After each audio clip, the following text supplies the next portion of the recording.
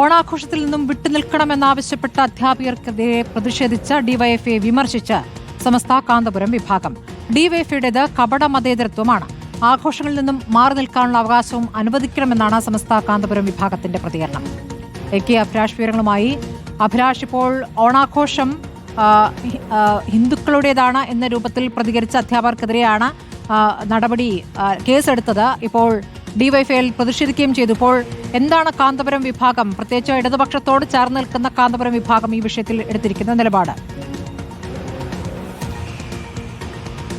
സ്മൃതി സൂചിപ്പിച്ചതാണ് അതിൽ ഏറ്റവും പ്രധാനപ്പെട്ട കാര്യം. ഇടതുപക്ഷത്തോട് ചേർത്ത് നിൽക്കുന്ന ഒരു വിഭാഗമാണ് കാന്തപുരം വിഭാഗം. അവരിൽ നിന്നാണ് ഇത്തരത്തിലൊരു വലിയ തരത്തിലുള്ള വിമർശനം ഉയർന്നു വരുന്നത്. തൃശൂർ പെരുമ്പിലാവ് സിറാജുൽ ഇംഗ്ലീഷ് ഹൈസ്കൂളിൽ നേരത്തെ ഓണാഘോഷവുമായി ബന്ധപ്പെട്ട് കുട്ടികളുടെ രക്ഷിതാക്കൾക്ക് ഒരു മെസ്സേജ് അവിടുത്തെ അധ്യാപകർ അയച്ചിരുന്നു. അതായത് ഹിന്ദുക്കളുടെ ആചാരമാണ്, അതുപ്രകാരമാണ് ഓണാഘോഷം സംഘടിപ്പിക്കുന്നതും അത്തരത്തിലുള്ള ആഘോഷ പരിപാടികൾ പങ്കെടുക്കേണ്ടതില്ല എന്നടക്കമുള്ള കാര്യങ്ങൾ സൂചിപ്പിച്ചുകൊണ്ടായിരുന്നു അത്തരത്തിൽ ഓഡിയോ മെസ്സേജ് ഉണ്ടായത്.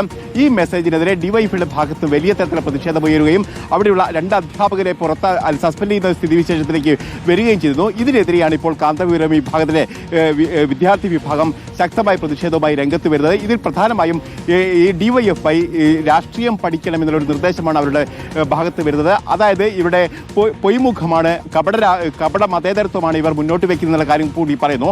അതായത് മതേതരത്വം എന്ന് പറയുന്നത് യോജിക്കാനും വിയോജിക്കാനുമുള്ള അവകാശം കൂടിയാണ്. അത്തരത്തിൽ വിയോജിക്കുമ്പോൾ എന്തിനാണ് ഇത്തരത്തിലുള്ള അസഹിഷ്ണുത എന്നുള്ള കാര്യം കൂടിയാണ് അവർ പറയുന്നത്.